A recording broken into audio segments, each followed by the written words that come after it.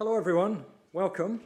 I'm Dougal Thompson from the Graduate Institute. Thank you for coming to today's lunch briefing on Sino-American relations in their historical perspective. I'd like to introduce and welcome our Professor Jussi Hanhimäki, who's Professor of International History here at the Graduate Institute. He's been a faculty member since 2000 and he previously taught at the London School of Economics. And Jussi's research interests include US foreign policy, transatlantic relations, and the Cold War. So he's got a lot on his mind at the moment, and I hope you do too. The format will be a 30-minute presentation, followed by half an hour of Q&A conversation. So please do think, while Jussi's going through his presentations, of questions that you would like to ask, because this is your opportunity. We'll try and squeeze in as many questions as we possibly can in the second half of the presentation. So I'm going to hand over to Jussi now.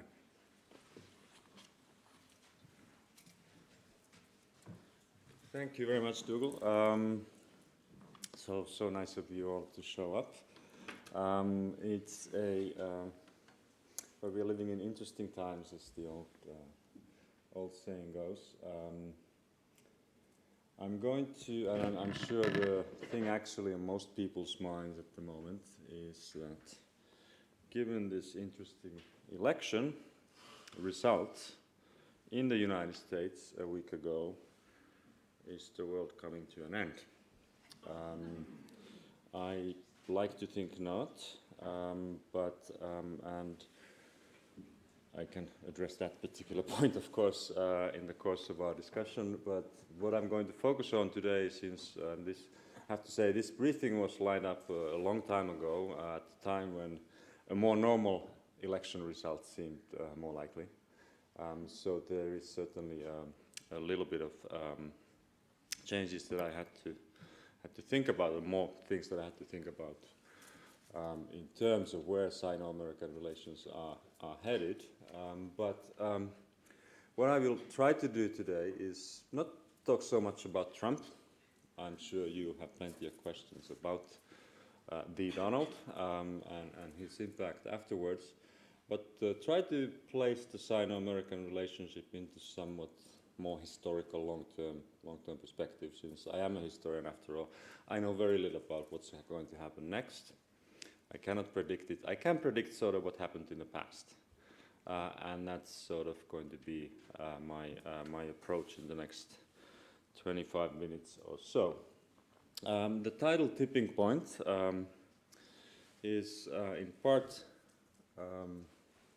purely a coincidental title, but I did manage to, in order to sort of justify it, did manage to find a nice quote to this effect from about exactly a year ago, from an article in the National Interest, which some of you perhaps are familiar with, in which, well, the citation basically goes, as you can see, in every relationship there is a tipping point or a point of no return.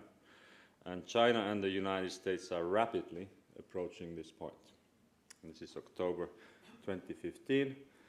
So the prospect of a Trump presidency was very far from anybody's mind at the time. So something was already obviously going on a year ago, and the things that were going on did indeed, some of them at least, come up during the US presidential election campaign, including perhaps most prominently the apparent, the very increasing tension in the South China Seas that now has been going on for some time. The concerns about China's apparent effort to extend its territorial waters at the cost of its neighbors, and the coincidental American so-called pivot to Asia, which again dates back several years. The cartoon there sort of depicting with some hilarity Obama's effort to jump into the South China Seas with finding the pool rather preoccupied already. So that's perhaps the first point just to underline is that there's nothing new to this potential this tension that we have today, and these concerns about where Sino-American relations are heading. And these are, of course, concerns that have a global impact if indeed things go from what seems to be tense to bad to worse, because the Sino-American relationship is, many would point out, the most significant bilateral relationship that we have today in the world. Some talk about the G2, the group of two, and at some points as opposed to the group of seven, the G7, and so on. China and the United States clearly, economically, militarily, almost any aspect or any measure you want to take, they stand above pretty much everybody else. And we can, yes, come back to that point, what that actually means perhaps later on. But so, in thinking of this tipping point idea, the fact that the Sino-American relationship is at the point of no return, I thought let's put this in some kind of historical perspective, because there have been other tipping points in the past. And perhaps most significantly, if you go back a half a century or so, the most significant tipping point can be captured in this particular image, which I guess many of you recognize the two gentlemen there sharing a meal in Beijing in February of 1972, Richard Nixon and Zhou Enlai. This is the time of the fabled opening to China in the early 1970s, which in many ways I would take as the sort of starting point of the current situation, of the current Sino-American relationship in its various aspects. Pre-1971, the United States and the People's Republic had no official relationship whatsoever. There had been some back-channel communications, but there was no official representation. The United States recognized the Republic of China after 1949, after the Chinese Civil War, as the official China. It was the Republic of China, or otherwise known as Taiwan, that represented China at the United Nations until 1971 and held a permanent seat in the Security Council. So it was one of the P5. China and the United States had been on a hostile setting since the Chinese Civil War. The Chinese had a major role in the Korean War, for example. In fact, the American and Chinese troops, for the only time, were directly confronting each other in the context of the Korean War in the early 1950s. China later became a major supporter of North Vietnam in the Vietnam War, and so on and so forth. China represented the other, among many others, in fact, for the United States in the context of the Cold War. Now that all changed in the early 1970s, in part because of back-channel diplomacy, in part because of, or as a result of the fact that it was very difficult for the United States, when we come to the late 1960s, to actually justify ignoring the existence of mainland China, of the People's Republic of China, as a real country with real people. And as Nixon, who was very much one of the key architects of this opening in the early 1970s, explained it at the time, that the reason why it being the opening to China, the transformation of the relationship, the reason why it was done is that they are 1/4 of the world's population. They are not a military power now, but 25 years from now, they will be decisive. So that was Richard Nixon back in 1971. Now, Nixon was not the only American president to think of China as a key player. And of course, this has to be put in context of many other geopolitical developments in the 1960s, the fact that China and the Soviet Union were on a very hostile setting at the time. And from the US perspective, opening to China, to have China as our partner, clearly gave them an edge in the context of the Cold War, as at least as seen as a geopolitical struggle. Of course, it had other complications. It required in particular the United States, to ignore certain ideological arguments that had been made since the end of the Cold War. It required the United States to accept that China had legitimate national interest. It was not just an ideological entity to be dealt with simply as such, that it was not simply part of a communist monolith. So what happened, what derived from that initial opening is a strategic partnership that evolved over the next few decades, in which the United States and China were partners. Partners perhaps of the lowest common denominator, being the Soviet Union in the early going. But what evolved from the very briefly from the initial opening of Nixon in 1972 was the official relationship during the Carter administration, and you see there Jimmy Carter and Deng Xiaoping waving to the adoring crowd, and later on also a continuation of that relationship under a very different American president, namely Ronald Reagan. One must underline that in the 1970s and 1980s, the Sino-American relationship as such was mainly, at least from the US perspective, it was a strategic partnership, as the title suggests. Very little to do with the economic relationship during the remainder of the Cold War. China was a minute trading partner for the United States until we come to the post-Cold War era.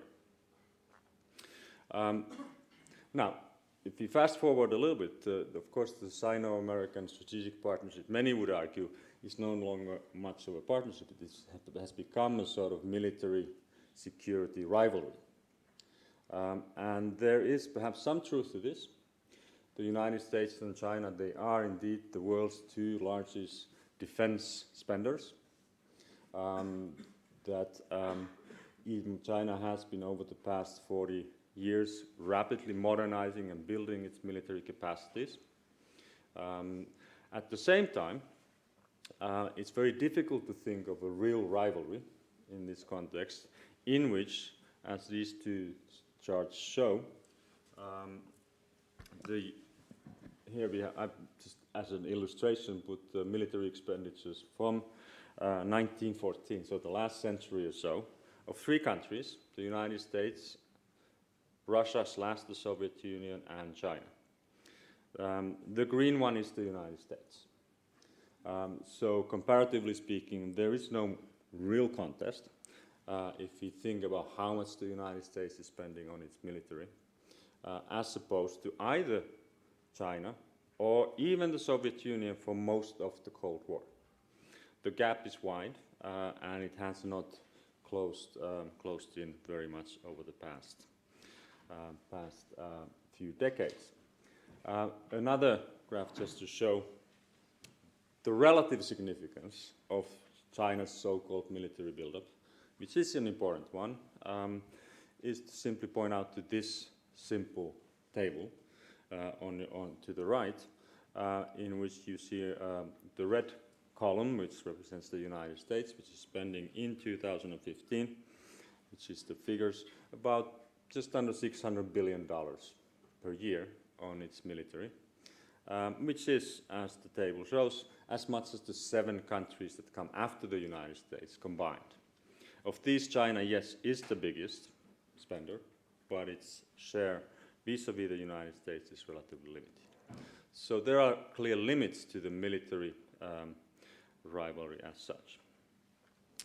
Now, the second aspect that evolves from the initial opening to China is clearly the economic relationship that certainly today tends to be the one we all notice more, even more so than possible military issues.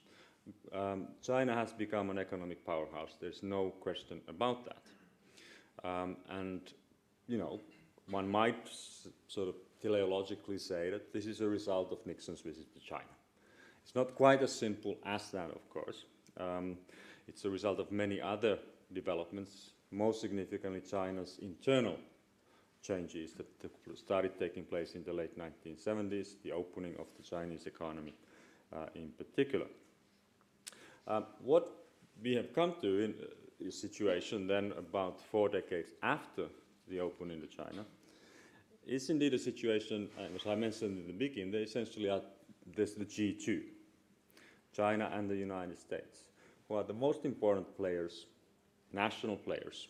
And I'm not talking about the European Union and so on and so forth, which is another discussion we could have. But the United States and China indeed are the two largest beneficiaries and contributors to global economic growth, or lack thereof. As you see in this IMF table from 2014-15, United States and China, their impact, their contribution to global GDP growth in about 2 years ago, and I think the share is roughly the same in 2016. The combined impact was almost half of the entire global growth. So that is a significant figure. It's a significant figure that would look very, very different if we took a similar graph from the 1990s, when China's share was very, very limited. And that is a good example of why people then, when we start thinking about this being a possible tipping point in which China and the United States perhaps are entering into some kind of a confrontation, this will have severe, if it happens, will have indeed severe global impact beyond the United States and China.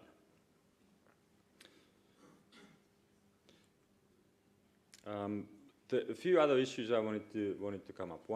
Some of which are clearly issues that were very prominent in the recent U.S. presidential election. One has to do with the question of trade, and particularly the question of Sino-American trade, and whether it is fair trade or not. Which, of course, the argument that the winning presidential candidate has made very, very forcefully is that China is killing us.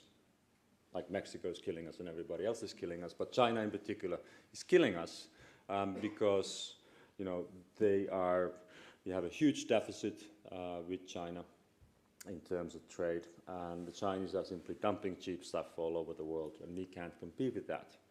So his call for a massive tariff, for example, vis-a-vis Chinese products coming to the United States, was part and parcel of his winning presidential campaign. So here, I hope this works. This sort of shows the evolution of Chinese exports and or U.S. exports and imports vis-a-vis China. On the red one is the imports from China for over the last 30 years or so, and you can see how it evolves over time to a point in which, when we come to 2015, indeed the U.S. trade deficit hits new record with China. I guess this will never stop unless I press some other button. So you can see. I guess I'm making my point over and over here. The reason why, there's a very simple reason why this is a winning political argument in the United States, and I think that's the red column on your right, because that is and what comes at the end, which is the U.S. trade deficit, which in 2015 was about $365 billion. So that is a big concern, and obviously any American president, whether it is going to be Donald Trump, whether it has been Barack Obama, whether it might have been Hillary Clinton, would have had to somehow address this issue in one way or another. And the question, of course, is, well, how will Donald Trump then attack this? And this is something that I don't know the answer to yet, since his statements have been at the same time sort of very, very aggressive, and yet, as you know, certainly if you followed the campaign, the next day he may say something totally opposite. So there's a high degree of pragmatism, I think, in there that we will not know for sure until after January 2017, but something perhaps to discuss afterwards. Okay. So the other point I wanted to make about the trade relationship or the economic relationship between the United States and China is, of course, okay, so there's the bilateral trade, but then there's the multilateral aspects of both American and Chinese economic policy, particularly in the Trans-Pacific area, if you will. And there, of course, the US has been driving towards, and what was signed some time ago, the Trans-Pacific Partnership, the TPP, which now, at least according to latest newspaper headlines, is pretty much dead in its feet as far as it comes to the United States Congress ever ratifying it. But that clearly was part of the sort of the America's pivot towards Asia, the economic pivot to Asia, which was, as you can see here in the map, the very distinguishing feature of the TPP was the simple fact that who was excluded from the TPP, and of course China was excluded from it. So from the Chinese perspective, you could see the TPP as a sort of a semi-declaration of economic warfare almost. And the response from the Chinese side, some might argue, was the new Silk Road. The idea and the development of the Asian Development Bank, or what is has a long name that I can't. Somebody will correct me afterwards. But the idea that the Chinese will drive the development of infrastructure networks, modeled after the old Silk Road, that would then drive trade and investment in the Eurasian. Across the Eurasian landmass, as well as across maritime borders in South Asia and so on.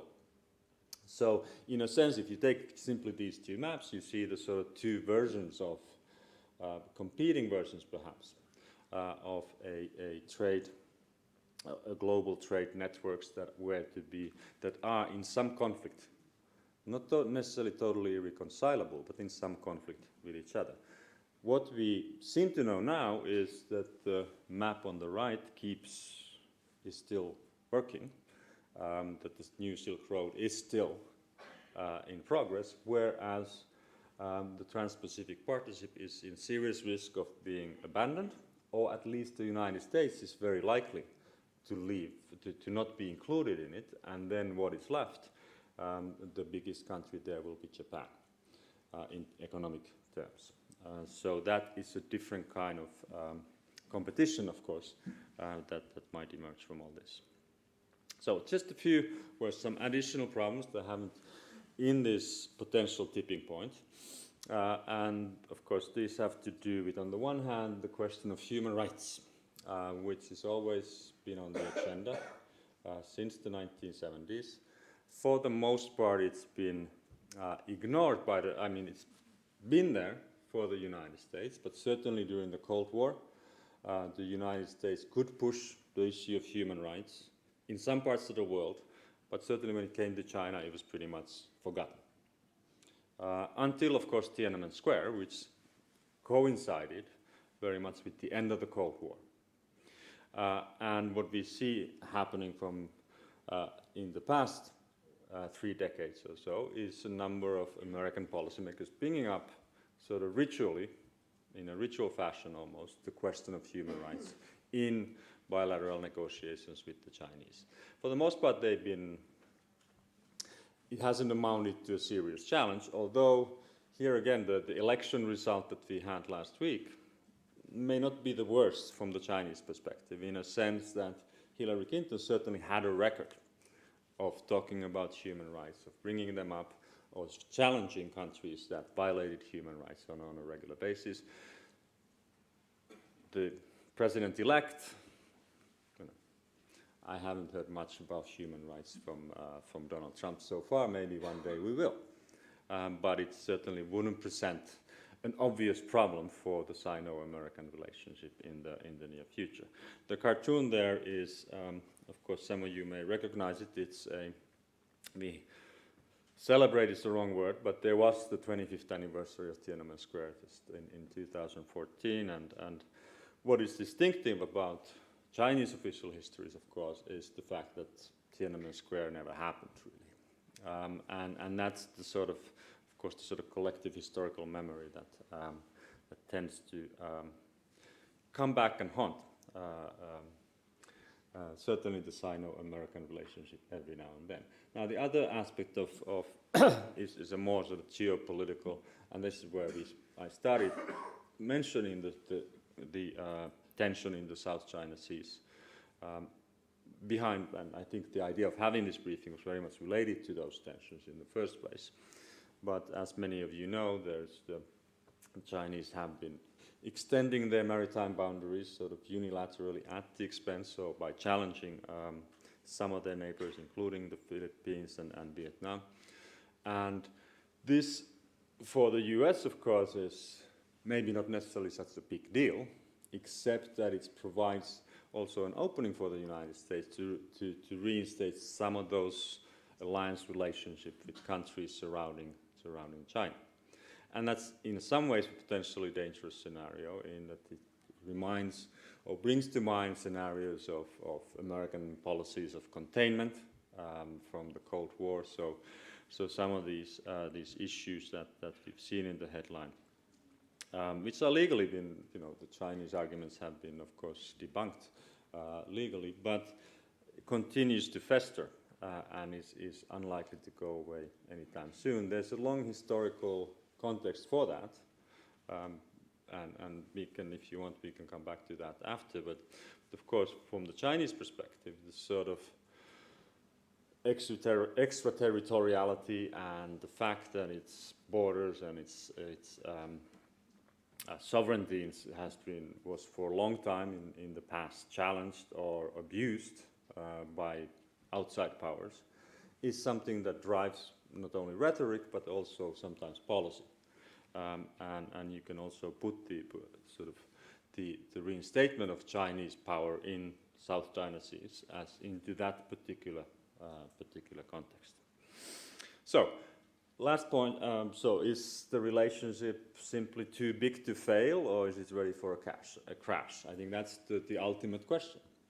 Is the fact that that the United States and China are the G2, the fact that their bilateral relationship is arguably the most important in the world, that they share a lot in terms of interest in maintaining a solid trade relationship, that global growth and hence American and Chinese growth depend very much on a cordial working relationship with the two countries. Is that enough to obscure any other issues that might harm the Sino-American relationship?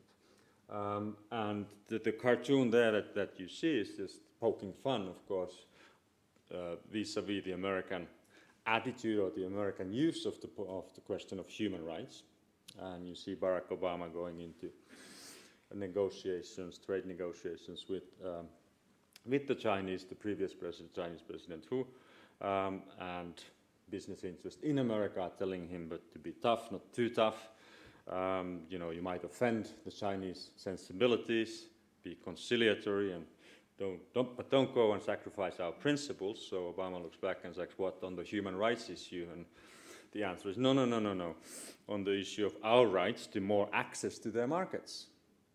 And I think that is this is obviously a commentary on what really matters for the U.S.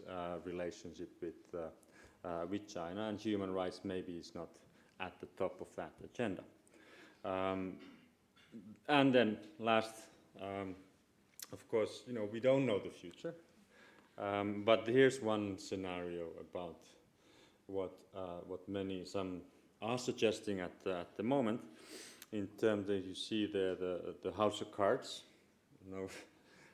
No reference to the TV program that's been going on, although it did come to mind last week, of the House of Cards called the U.S.-China ties, and there is, of course, President-elect Trump next to the ventilator, ready to press the button to make sure that the House of Cards falls apart. So, which one of these is going to really be the way to the future, so to speak? Does it mean that despite all the differences on all the issues, all the conflicts that, yes, there are between the United States and China, what really matters is not specific problem points, but the fact that money talks and trade is crucial. that the consequences of a Sino-American crisis will have serious global implications, and nobody on either side is really willing to risk it. Is that where we are headed, or is there the unpredictability, perhaps, of the newly elected, still president-elect, not yet president, but soon to be president, and reading on his record, his statements, his promises to many Americans on how he's going to deal with China, is that going to disrupt this edifice, this house of cards that has been so deliberately built over the past half a century or so? I think I'll stop there and take any questions that you might have. Okay, thank you very much. Jussi? I've got one question before we throw it open. Question about relationships. I mean, you titled your talk "Tipping Point," and I think we all understand that in any relationship, whether it's a human relationship or a relationship between states, there will be periods when relationships go well or go badly. If you think about relations between two countries, their trade or political or economic relations at a particular time might be good, 50 years later bad, 20 years later good again. But you mentioned a tipping point as a point of no return in a relationship. What do you mean by that? And why would there be a scenario where we'd be in a situation where we couldn't subsequently return in 20 years' time to better relations again? Okay, let me just clarify. The citation was not mine, and so this is from the national interest, which has a sort of sometimes a very, how shall I put it, alarmist tone in terms of when it comes down to U.S. relationship with other countries. I would agree that, you know, as you say, as in human relationship, yes, there are tough moments in marriages and so on. There are always tension points, and in any kind of human relationship. And I think you can sort of see that in some ways in relationship between countries as well. And no, I don't think that there is I think one of my points would be today that I don't think there is such a point of no return that is coming. In fact, you know, you can see it in almost, you know, if you think back to the US-China relationship over the past century or so, it seemed that there had been points of no return already in the past, with certainly 1949-50, when the Chinese Revolution came to an end, and the United States refused to recognize this state of affairs for over 2 decades. But that particular type of tipping point then was reversed in the early 1970s to a different kind of relationship that emerged over time in the 70s and 80s into a relatively cordial strategic partnership that then in the last 2 decades has become more tense because of the end of the Cold War, which removes some of the main reason why indeed the United States was willing to accommodate China in the first place in the 1970s. But it also, because of internal changes in China and Chinese economic growth and so on, the fact that China has emerged as really a challenger in many people's eyes to American primacy. It's that which has created the tension that we see today. But there's no reason why, you know, that either that tension is going to lead to any kind of, I think a sort of point of no return was really, the other word for that is war. And I don't think that's the future scenario. So that's not I think, where we're heading. Right, if you'd like to ask a question, put your hand up and we'll try and get as many in as possible. There's a gentleman there. The microphone's just by your side. Thank you very much for your talk. You reject the concept of a Thucydides trap and that war between rising and sinking economic powers is inevitable. Is that correct? Well, I would say there's nothing inevitable about anything, really. So the Except, concept, you know, death and taxes and so on. Yeah, fine. So as a historian, you reject the concept of a Thucydides trap as evidenced by recent last 400 years of economic and military history. If that's your premise, then I firmly disagree with your suggestion that activities by China in the South China Sea have anything to do with current ideology, humiliation being corrected. China is building land-based aircraft facilities to keep American aircraft carriers as far away from its coast as it can. And that is the fundamental reason for activities in the South China Sea, not extension of sovereignty. That's my view and the view of a large number of people in the United States. Do you have a comment? Thank you so much. No, I wouldn't actually, I would disagree with much of what you say. I mean, I think, yes, the Chinese, the idea that this is some kind of a reversal of national humiliation of the Boxer War or something like that, I think that's nonsense. This is not what's at the sort of center of the minds of the Chinese leadership today. No. It's a useful argument to make to sort of justify some of these things to broader audiences. But I would agree that in the end, you know, what is this about? It's about extending security. I don't think the Chinese are preparing to attack Japan or Taiwan or anything like that necessarily, but it's the extension of security with enhanced means of doing that, which China clearly today has, which it didn't have some 4 or 5 decades ago. So in that sense, I would totally agree. And I don't think that there's nothing unusual about that. Wouldn't the United States do the same? Wouldn't most countries, if they had the means and they had some concern about perhaps their security or some way in which they could extend their influence, wouldn't they be doing somewhat the same thing? Who would like to ask a question? There's a lady with her hand up.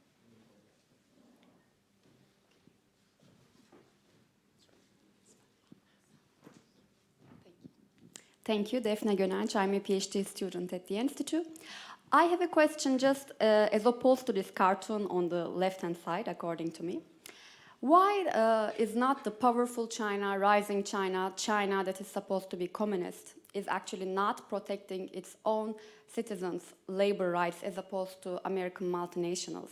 I mean, most of the Chinese labor are working in inhumane conditions.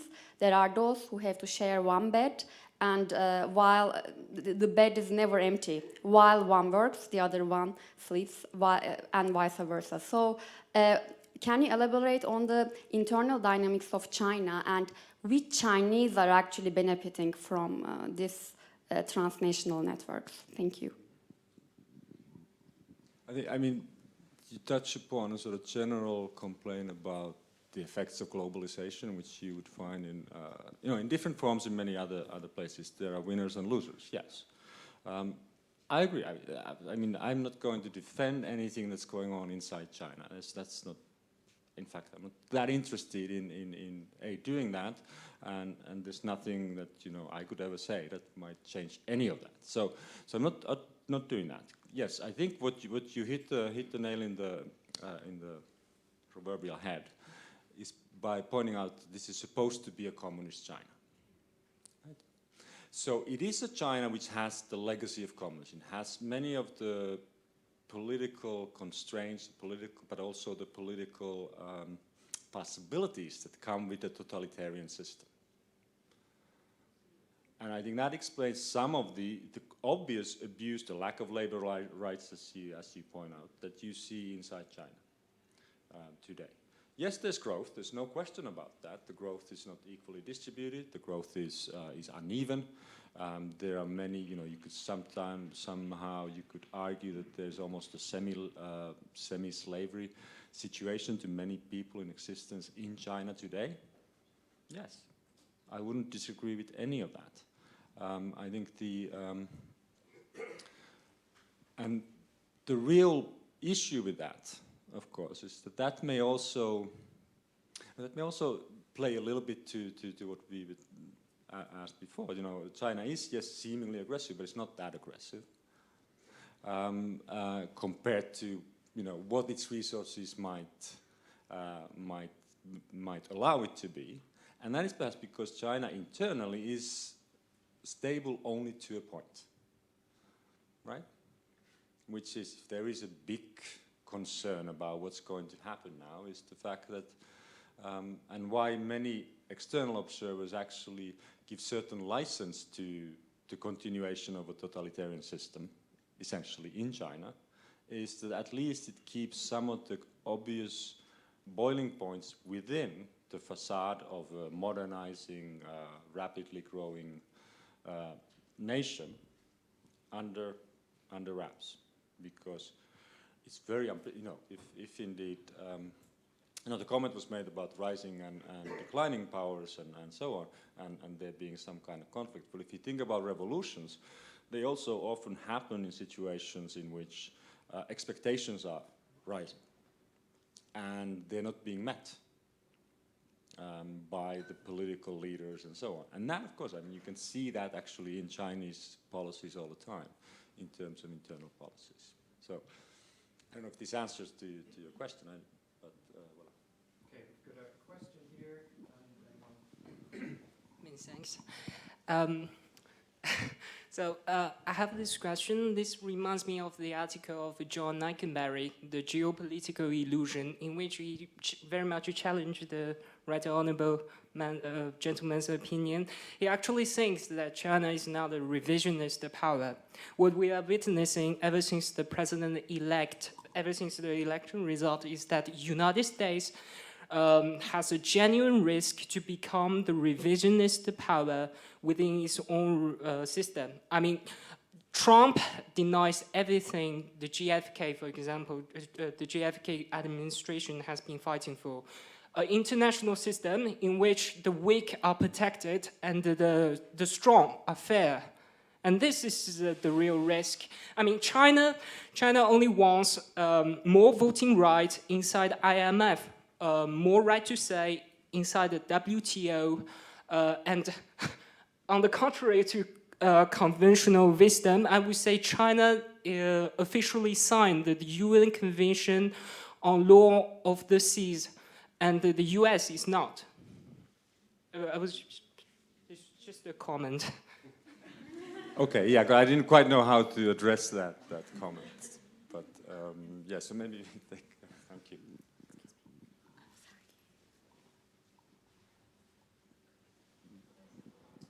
Thank you for your very enlightening talk. I was born in a city called Monrovia, and because of that, I'm always mindful of the Monroe Doctrine. I'm also a student of history and political economy, and I find there's something, unfortunately I cannot read Mandarin, so I don't really get an insight on the Chinese perspective. But China is a state as a state, thousands of years, we can say. America is a relatively young state. I find something inherently racist in some of the narrative that one hears now regarding China's rise. And the question I put to you is, in light of the fact that during the Cold War, we had kind of a balance of power, although military spending was much higher in the US, we had a balance of power where we saw the United States and the Soviet Union, so things were kind of a little bit contained in terms of people doing things really, really crazy. Since the end of the Cold War, we've seen America really asserting the supremacy of the whole liberal doctrine, and we've seen things kind of go awry. So I'm wondering, is it not inherently optimal for the world to have a China which kind of checks the US in a certain way? And so that we at least, because China is not, I don't know of any war of aggression that the Chinese have launched over the last 100 years. I know several that the Americans have started. So my question to you is this an optimal state that we're seeing now where China actually is asserting its sovereignty in the South China Sea and so forth? Okay, there's a lot there to unpack. Let me just point out that, yes, but the Chinese did go to Tibet. They did engage in the Korean War, etc., etc. So, the Chinese have been engaged in plenty of, you could say that, and some of those, certainly the case of Tibet, is an expansionist military excursion. They've been in war with India and so on and so forth. China doesn't have as peaceful a recent 100 years as sometimes we might hear, although most of the violence actually took place within China itself. There's no question about that. The first comment you made is very important in terms of the long. If you really take the longue durée, which I encourage my students always to do, then, you know, America is a teenager at best, right? And in fact, an adolescent if you take the really long durée, compare it with China and so on. And certainly, you know, speaking with some of my Chinese colleagues, and they would say that, you know, if you from China, this is, you know, things are becoming more normal. It's not like something drastic is there's a revolution or anything like that, but, you know, we're coming back. So what goes down must come up, right? And so this is perfectly normal, that the real revolutionary power in all of this, in the long durée, is the United States, who's been, you know, which over the past few hundred years has been sort of pushing these ideas as it does, and backing it up by military force in many cases. Now, having said all that, I think to me it's difficult to argue that either the United States or China is a so-called revisionist power or is looking forward to some kind of drastic change in the world system. What they tend to be looking, American and Chinese policymakers, is something that most statesmen have done over the ages, basically maximize their nation's influence in the world and protect their country's security. And, you know, if you put it in that simple context, you leave the ideology aside for a moment, then yes, most things, not everything never makes sense, but most things begin to make sense, and most things also perhaps then you can look at them with slightly less alarm than one might otherwise do.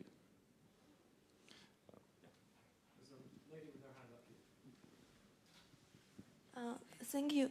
Like, from some of Chinese general public or Chinese government views, China is more unlikely to have a great power like US just selling its values and force China to accept.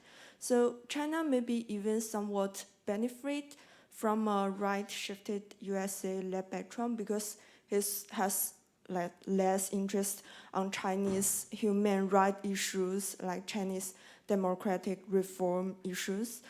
And in a long term, this kind of situation may like reduce the unrest or the mutual distrust in Sino-American relationship, and this will like benefit their relationship because from the historical perspective, social cooperation itself cannot serve as a solid base for a good relationship between China and America.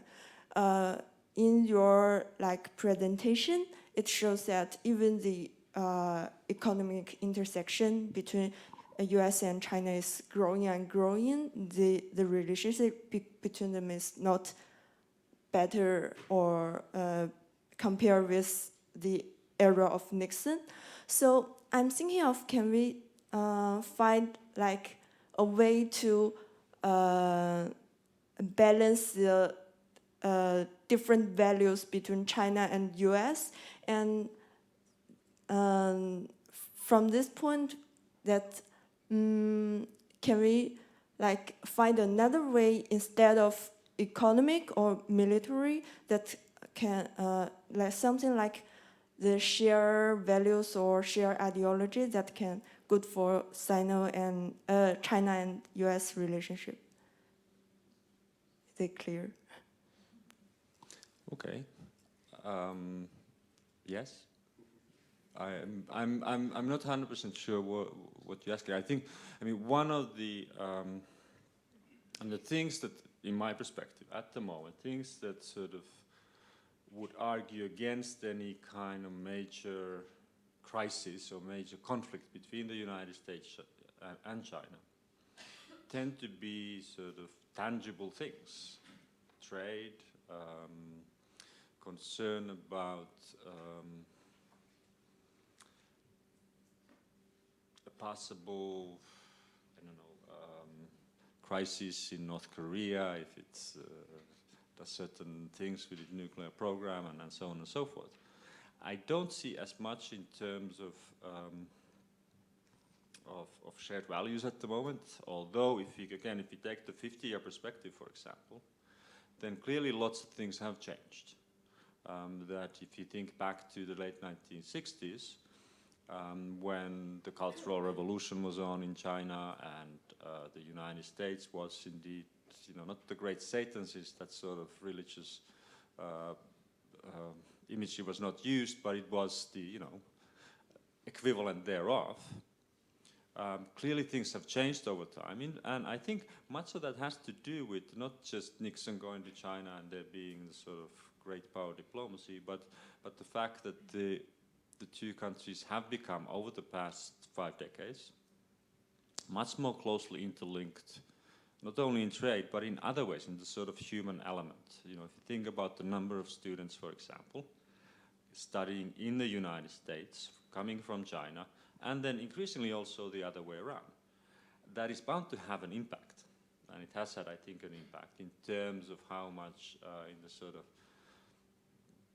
call it cultural understanding maybe, or understanding of what the other actually is, that isn't quite the same kind of yin and yang, black and white type of picture that we used to have back in the good old Cold War days, although those good old days were not all that great for most people, in fact, when we think about things. May seem sort of, the golden age myth about anything is usually just a myth.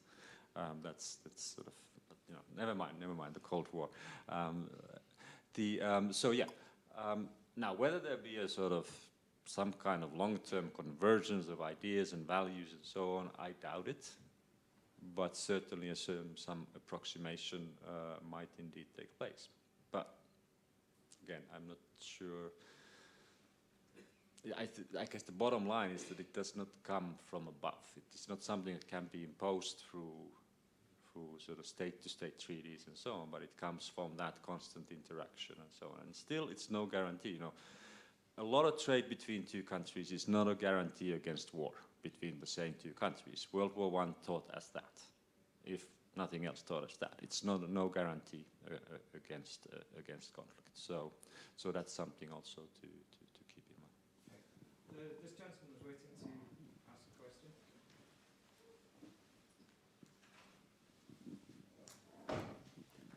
Thank you very much.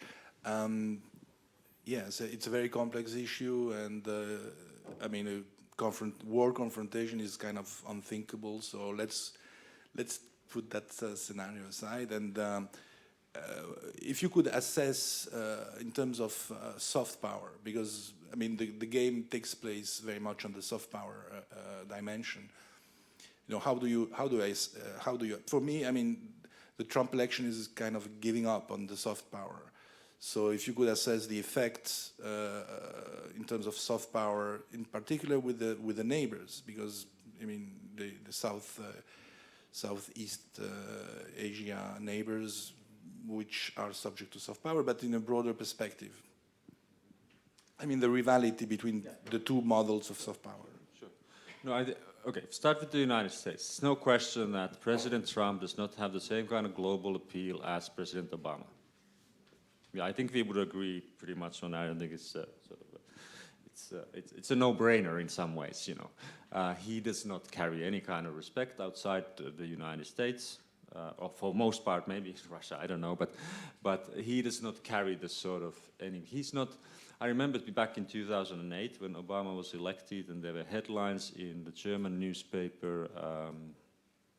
Forget now which one. Basically, the headline was "Obama is the world's president." Right? He was a symbol sort of a multiculturalism and all these things and the world was perhaps, maybe it should have been the Wests or the global Norths or whatever, but he was clearly a global symbol of something, and a positive one at that. And I think that sort of soft power aspect certainly helped the United States in relations with the outside world. Now, in the United States, many would have said that he was too soft. He was, in Syria and all these things. But at the same time, I think certainly the notion that there was somebody who was articulate, considerate in terms of other people's concerns, had this multicultural background, and therefore that was someone you could negotiate with, you could deal with, you could look up to. Now Trump, well, it's a different kettle of fish, right? So and even Clinton had been elected, that would have had some negative aspects to it, but Trump certainly it's not doesn't have that sort of same kind of soft power appeal as you put it, as his predecessor did. Now, does that mean that America as a sort of global brand, I mean, I guess that's in part what it is has been seriously devalued? Yes and no.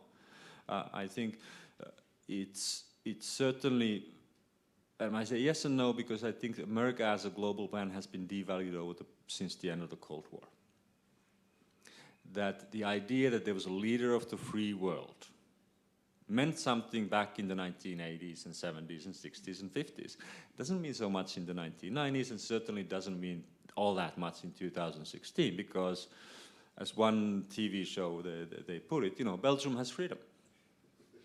And so does Finland, and so does, so and so and so and so and so and so. So who's this leader of the free world that you're all referring to? It doesn't mean all that much anymore. So in that sense, the United States, one of the things that globalization certainly has done is to, we don't talk about things like Americanization anymore that much. So it does, that soft power that is there is not, it's a different kind of soft power. It's a soft power in terms of being very well connected, being the one country that sort of belongs to and has a major say in most multilateral organizations. It's a country that that many others still look up to solve certain problems, whether it's in the Middle East, and they probably shouldn't look at the United States to solve the problems in the Middle East, but this is still very much the sort of case. And I don't think that's going to change all that rapidly, even if there's a certain isolationist tendency in the Trump presidency, because in the end, one president can't change everything. And so, the idea that I was in Boston last week, and there were sort of suicidal tendencies among some of my colleagues in places like the Fletcher School in Massachusetts. But so have another drink, and then it'll be all right one again. So that's one. Now, on the other hand, if you then look at China, China does not have, at least at this moment, doesn't have the things similar aspects to its growing power as the ones that I just outlined with the United States. It is not as well connected. There's still many who are hold long-term suspicions about Chinese goals and aims. China's soft power is not, China is not a leader of, never been the leader of the X world, whatever that X might be. China, during the Cold War, the Chinese leadership tried to portray themselves as leaders of the so-called Third World. And that, of course, is one part of this of the whole scenario. But that was not because the Third World is a diverse thing, and there was very little connect countries, sort of ideologically or other ways, other than the fact of the sense of having been somehow oppressed by the West or by the global North.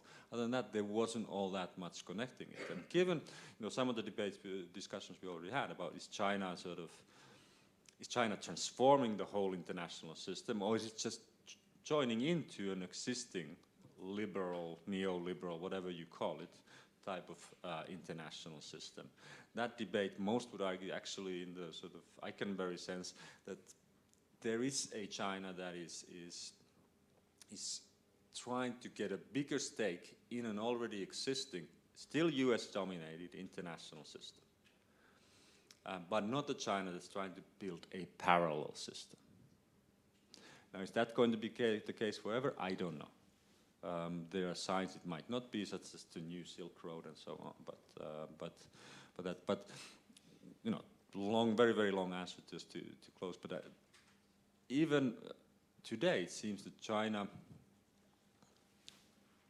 it doesn't have that sort of magnetic appeal that some of the things that we think about historically about the United States, the American dream and, you know, all those things. What's the Chinese dream? I don't know. And so, you know, in that sense, the global appeal that China might have is, you know, it's a thing of the future perhaps, but, or it's a different kind of imagination that I can't myself quite grasp, but it's not comparable to that of the United States. Thank you. Well, thank you so much. That was a vast topic to pack into an hour, but I think you've done an excellent job there, and thank you for the questions which helped us really structure this conversation. Thank you for coming. Please give Jussi a round of applause.